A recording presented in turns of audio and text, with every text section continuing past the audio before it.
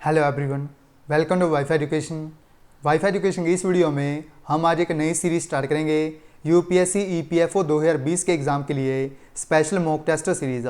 ये सीरीज़ का set number 1 रहेगा, जिसमें हम टोटल 12 क्वेश्चंस को डिस्कस करेंगे। ये सारे के सारे क्वेश्चंस एमसीक्यू फॉर्मेट में होंगे, यानी कि ऑब्जेक्टिव टाइप फॉर्म में होंगे, और ये सारे के सारे क्वेश्चंस आपके एग्जाम ओरिएंटेड होंगे। इसलिए आपको इस सीरीज़ को ज़्यादा से ज़्यादा अपने फ्रेंड के साथ शेयर जरूर करना है, ताकि जो भी स्टूडेंट्स यूपीएससी ईपीएफओ 2020 एग्ज़ाम के लिए तैयारी कर रहे हैं उनके पास ये वीडियो सीरीज़ पहुंच सके।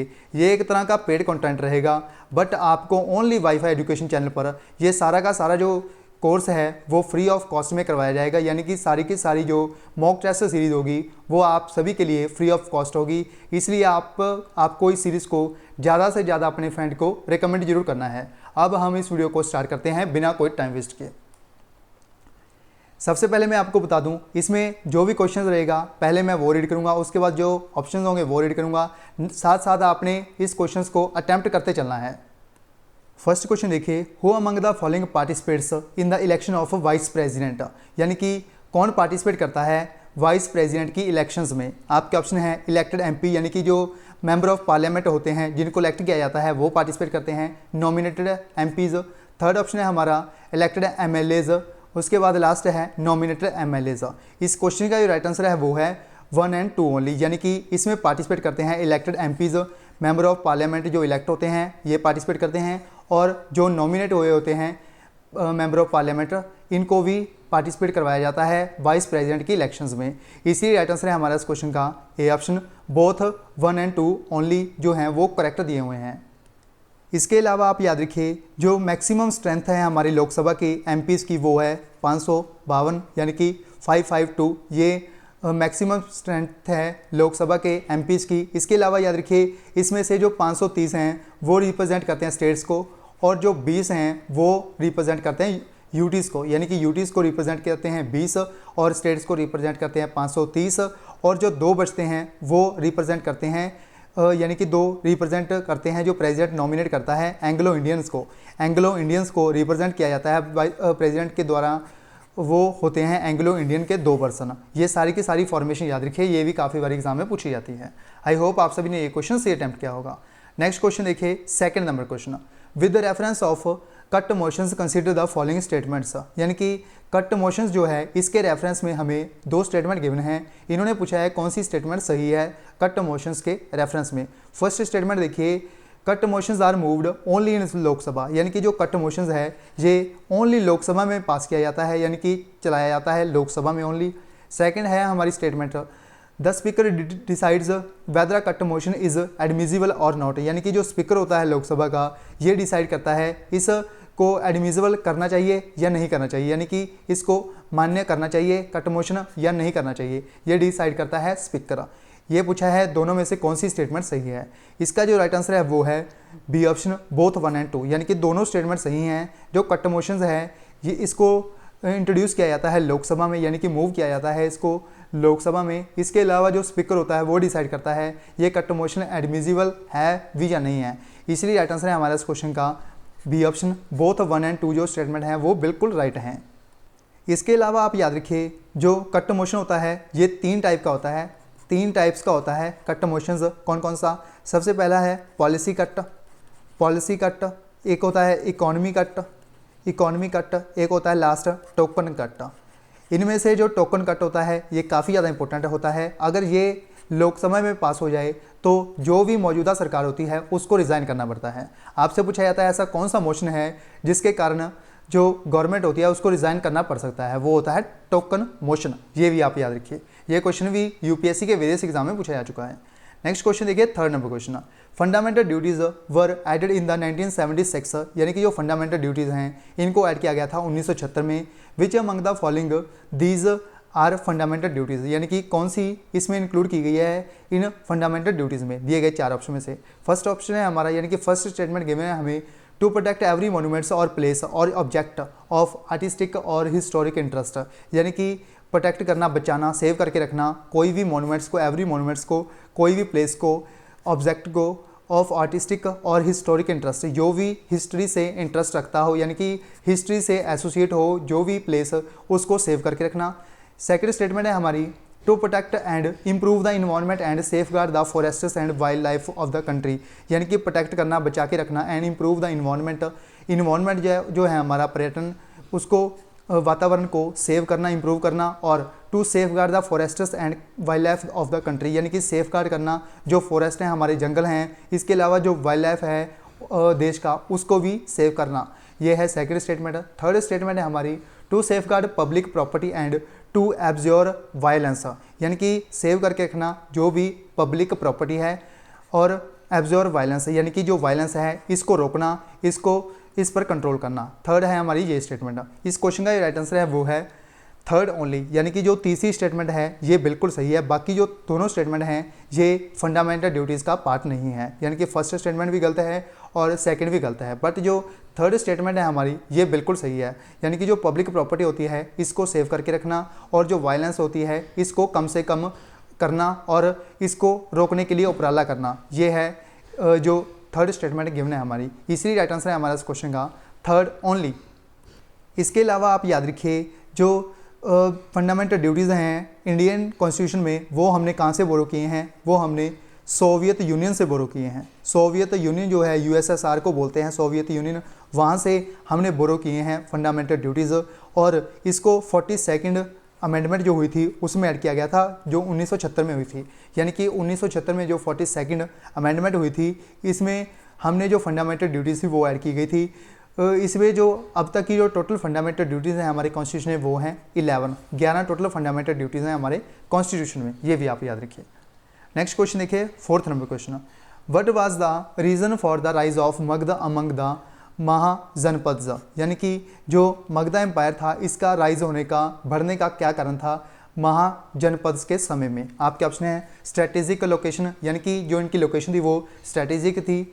सेकंड है हमारी statement association with the activities of Buddha, ये एसोसिएट थे, बुद्धा की एक्टिविटीज़ थे। थर्ड है हमारी statement fertile zones of land, यानी कि जो इनके पास लैंड थी वो काफ़ी उपजाऊ थी, फर्टाइल थी। दिए गए चार ऑप्शन में से कौन सी स्टेटमेंट जो है हमारी वो बिल्कुल सही है, वो पूछा है हमें इस क्वेश्चन में। इस क्वेश्चन का राइट आंसर है वो है बी ऑप्शन, यानी कि जो पहली और तीसरी स्टेटमेंट है ये बिल्कुल सही है, यानी कि इनके पास स्ट्रेटेजिक लोकेशन थी, ये बिल्कुल सही है, और जो लैंड थी इनकी वो फर्टाइल थी, उपजाऊ थी। इसी राइट आंसर है इस क्वेश्चन का 1 और 3 ओनली, ये बिल्कुल स्टेटमेंट सही हैं जो राइज हुआ था मगध एम्पायर महाजनपद के समय में। इसी राइट आंसर है हमारा इस क्वेश्चन का बी ऑप्शन, बोथ 1 और 3 statements are correct. Next question देखिए, fifth number question, the cabinet mission plan 1946 recommended, यानी कि जो कैबिनेट मिशन प्लान था 1946 में पास किया गया था, इसने क्या रिकमेंड किया था।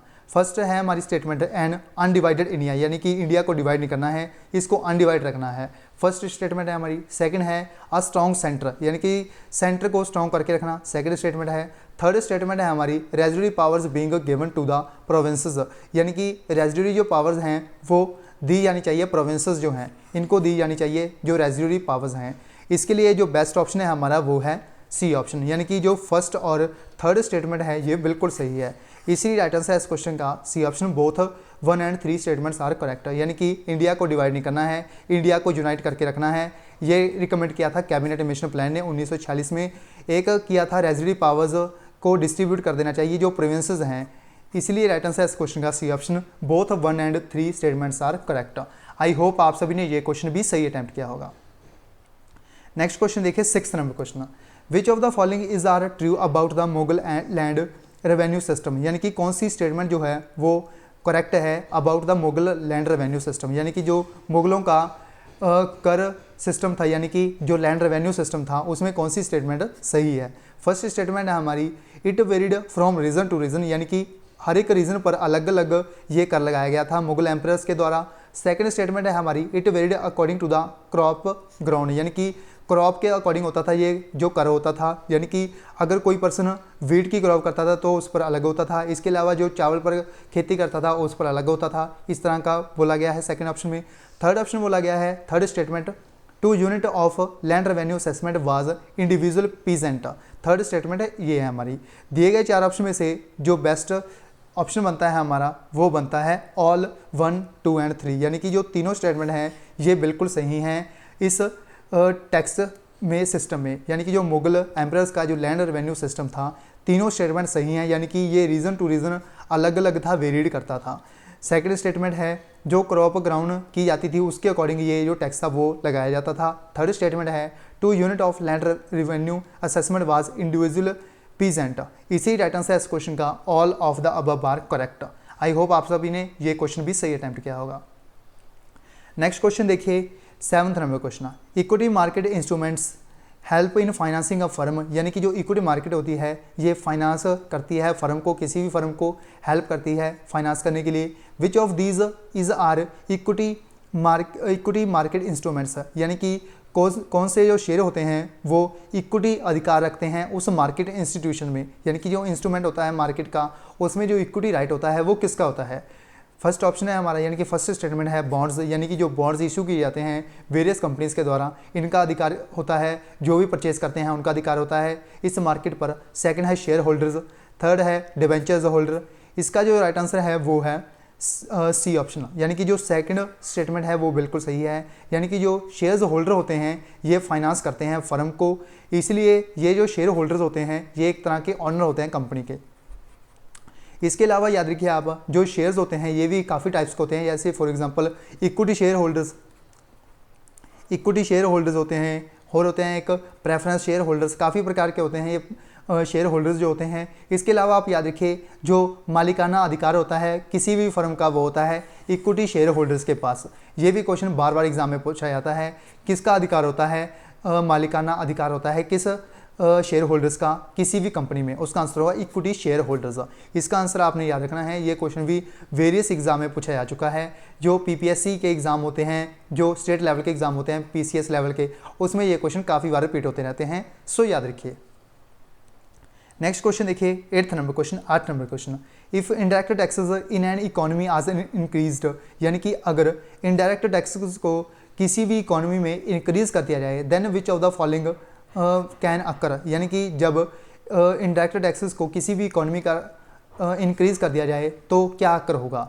फर्स्ट है हमारी statement GDP gross domestic product at factor cost increases, यानी कि जो जीडीपी है फैक्टर कॉस्ट्स पर ये इंक्रीज हो जाएगी। सेकंड स्टेटमेंट है हमारी जो जीडीपी है ये फैक्टर कॉस्ट पर डिक्रीज हो जाएगी। थर्ड है GDP at market price increase हो जाएगी। फोर्थ स्टेटमेंट है हमारी GDP at market price decreases. दिए गए 4 ऑप्शन में से जो बेस्ट ऑप्शन है हमारा वो है थर्ड ऑप्शन, यानी कि जो थर्ड स्टेटमेंट है हमारी वो बिल्कुल सही है। यानी कि जब हम किसी भी इकोनॉमी का इंडायरेक्ट टैक्सेस को बढ़ा देते हैं, इंक्रीज़ कर देते हैं, उस टाइम जो जीडीपी होता है gross domestic product market price पर जो होता है वो इंक्रीज़ हो जाता है। इसीलिए राइट आंसर है हमारा इस क्वेश्चन का डी ऑप्शन, जो थर्ड स्टेटमेंट है ये बिल्कुल सही है। इसके अलावा आप याद रखिए जो इंडायरेक्ट टैक्सेस होता है इसमें एक्साइज, कस्टम्स, इस तरह के जो टैक्सेस होते हैं वो आते हैं इंडायरेक्ट टैक्सेस में। इसके अलावा जो डायरेक्ट टैक्स होता है ये भी आप याद रखिए, एक होता है डायरेक्ट टैक्सेस, एक होता है इनडायरेक्ट टैक्स। जो डायरेक्ट टैक्स होता है इसमें आते हैं गिफ्ट टैक्स, इनकम टैक्स हो गया, प्रोग्रेसिव टैक्स, गिफ्ट टैक्स, इस तरह के जो टैक्स आते हैं वो आते हैं डायरेक्ट टैक्सेस में। जो डायरेक्ट टैक्सेस होते हैं इसको ऑर्गेनाइजेशन जो यानी कि इसको रेगुलेट करता है वो करता है CBDT, central board of direct taxes and direct taxes, ये भी याद रखिए। इसके अलावा याद रखिए जो इंडायरेक्ट टैक्सेस होता है इसको रेगुलेट करता है CBIC, central board of indirect taxes and customs. क्या आप मुझे कमेंट में लेके ये बता सकते हो सीबीडीटी और सीबीआईसी के जो चेयरमैन हैं वो करंट टाइम में कौन कौन है, यानी कि सीबीआईसी के भी चेयरमैन बताइए और सीबीडीटी के भी चेयरमैन बताइए, देखते हैं कौन बताता है। नेक्स्ट क्वेश्चन देखिए 9th नंबर question, the term narrow banking is best described as, यानी कि जो टर्म है एक नैरो बैंकिंग ये बेस्ट क्या डिस्क्राइब करती है। फर्स्ट स्टेटमेंट है हमारी banking activities acting only as payment banks, यानी कि जो बैंकिंग सिस्टम है ये एक तरह का एक्ट करता है as a payment bank, payment को रिसीव करना और रिलीज़ करना, एक तरह का बैंकिंग सिस्टम जो होता है वो इस तरह काम करता है, इसका मतलब है नैरो बैंकिंग का। फर्स्ट स्टेटमेंट है हमारी banks lending only to risk free sectors, यानी कि जो बैंकर्स होते हैं वो पैसा लोन पर प्रोवाइड करते हैं जो भी रिस्क फ्री सेक्टर्स होते हैं। सेकंड स्टेटमेंट है हमारी ये वाली। थर्ड स्टेटमेंट है हमारी limited areas of operation bye banks, जो ऑपरेशन ऑफ बैंक होते हैं यानी कि बैंक का जो काम होता है वो लिमिटेड एरियाज में होता है, थर्ड स्टेटमेंट है। फोर्थ स्टेटमेंट है हमारी D option banking bye non banking financial companies, यानी कि जो बैंकिंग होती है वो नॉन फाइनेंशियल बैंकिंग में काम करती है, ये है फोर्थ स्टेटमेंट। इसके लिए जो बेस्ट ऑप्शन है हमारा वो है बी स्टेटमेंट वाला। इसी राइट आंसर है हमारा इस क्वेश्चन का बी ऑप्शन।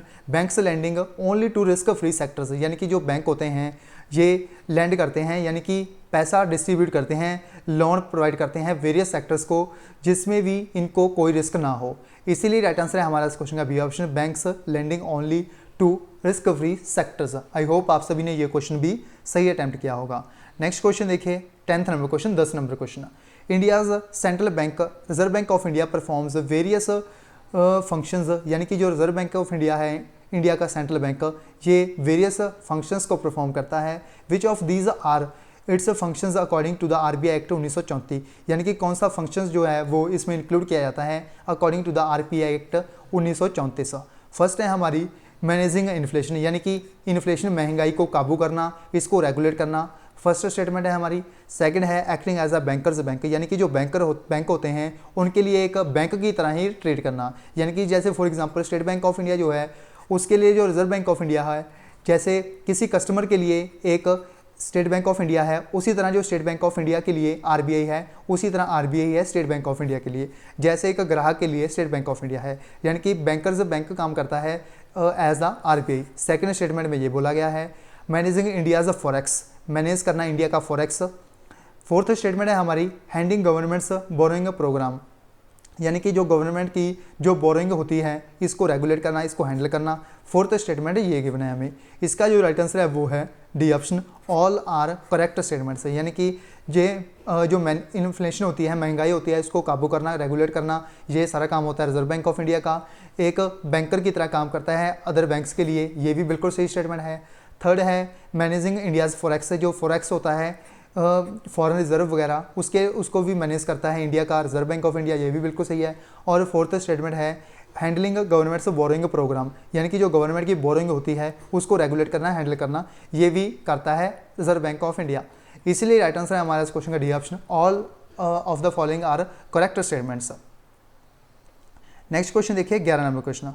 नेक्स्ट दो क्वेश्चन जो हैं वो करंट अफेयर से लिए गए हैं। 11 नंबर क्वेश्चन देखिए, which space agency has announced the Sunrise mission to study the solar particle storms, यानी कि कौन सी स्पेस एजेंसी है जिसने एक सनराइज मिशन को अनाउंस किया है जिससे सोलर पार्टिकल स्टॉर्म्स जो हैं इनको स्टडी किया जाएगा। आपकी जो स्टेटमेंट्स हैं वो हैं नासा, इसरो, याक्सा और CNSA। जो नासा है ये USA की स्पेस एजेंसी को बोलते हैं, ISRO Indian space research organisation का नाम है। इसके अलावा याद रखिए जो याक्सा है ये जापान की स्पेस एजेंसी है, और जो CNSA है ये चाइना की स्पेस एजेंसी को बोलते हैं। इसके अलावा एक स्पेस एजेंसी है रोसकॉस्मस, ये एक स्पेस एजेंसी है रशिया की, ये भी आप याद रखिए, ये भी काफ़ी बारी पूछी जाती है। जो रोसकॉस्मस है ये किस कंट्री की स्पेस एजेंसी है, उसका आंसर होगा रशिया। जो सनराइज मिशन है इसको लॉन्च किया है नासा ने, इसलिए राइट आंसर है इस क्वेश्चन का फर्स्ट ओनली, यानी कि इस क्वेश्चन का राइट आंसर है वो है ए ऑप्शन, जो फर्स्ट ओनली है इसका सही आंसर होगा, यानी कि नासा ने इसको लॉन्च किया है सनराइज मिशन को जो स्टडी करेगा सोलर पार्टिकल स्टॉर्म्स को। इसलिए राइट आंसर है हमारा इस क्वेश्चन का ए ऑप्शन, फर्स्ट ओनली। इसके अलावा आप याद रखिए जो नासा के एडमिनिस्ट्रेटर हैं उनका नाम क्या है, उनका नाम है जिम ब्राइडनस्टाइन। जिम ब्राइडनस्टाइन जो हैं वो हैं नासा के एडमिनिस्ट्रेटर, ये भी आप याद रखिए। नेक्स्ट क्वेश्चन देखिए, last question 12th number question, 12 number question. Which manufacturing units of Indian railways has set the Limca book of records for producing records 431 locomotives in the financial year 2020, 292 working days, यानी कि 292 working days में इन्होंने record बनाया है 431 locomotives को बनाने का, यानी कि इन्होंने टोटल 431 लोकोमोटिव्स बनाए हैं 292 वर्किंग डेज में। इनका नाम शामिल किया गया है लिम्का बुक ऑफ रिकॉर्ड्स में। ये कौन सी कंपनी है जिसने ये बनाए हैं, दिए गए 4 ऑप्शन में से। आपके ऑप्शन हैं diesel locomotive works DLW, second है चितरंजन लोकोमोटिव वर्क्स, थर्ड है इंटेग्रल कोच फैक्ट्री, लास्ट है fourth option rail coach factory. ये जो 431 लोकोमोटिव्स बनाए हैं फाइनेंशियल ईयर 2020 में 292 वर्किंग डेज में, ये बनाए हैं चितरंजन लोकोमोटिव वर्क्स ने। इसलिए राइट आंसर इस क्वेश्चन का B option, Chittaranjan locomotive works ने ये कर दिखाया है। इनका नाम शामिल हुआ है लिम्का बुक ऑफ रिकॉर्ड्स में। इसलिए राइट आंसर है इस क्वेश्चन का B option, Chittaranjan locomotive works. So ये थे बेस्ट 12 MCQs EPFO के मॉक टेस्ट नंबर 1 के। ये एक तरह का पेड कंटेंट है, बट आपको बिल्कुल फ्री ऑफ कॉस्ट ये आपको हमारे चैनल पर प्रोवाइड किया जाएगा। वाईफाई एजुकेशन इसका नाम है।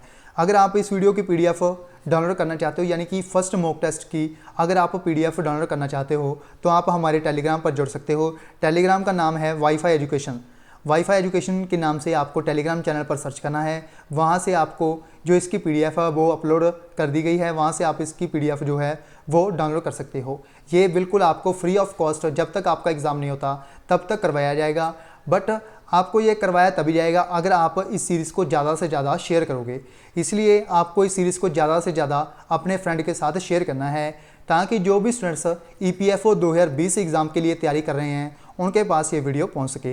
एक तरह की ये आपको एक डेमो वीडियोज़ प्रोवाइड की थी, ताकि आप बता सकें कि कमेंट बॉक्स में कि आपको ये जो डेमो वीडियोज़ है किस तरह लगी। इसमें मैंने ओनली 12 क्वेश्चंस इंक्लूड किए हैं। अगली जो नेक्स्ट वीडियोज़ होंगे उसमें 20-25 क्वेश्चंस इंक्लूड करूँगा। सारे के सारे जो क्वेश्चंस होंगे आपने देखे होंगे कितने अच्छे लेवल के क्वेश्चंस मैंने इस वीडियो में इंक्लूड करने की कोशिश की है।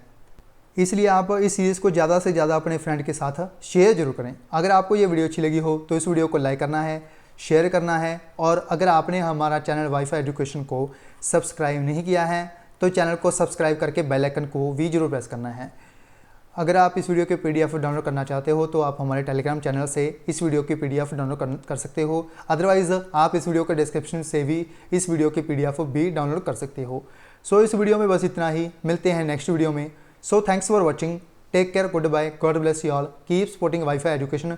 कमेंट बॉक्स में ये लिख के जरूर बताएं आपको ये सीरीज़ किस तरह की लगी। सो मिलते हैं नेक्स्ट वीडियो में। Thank you so much.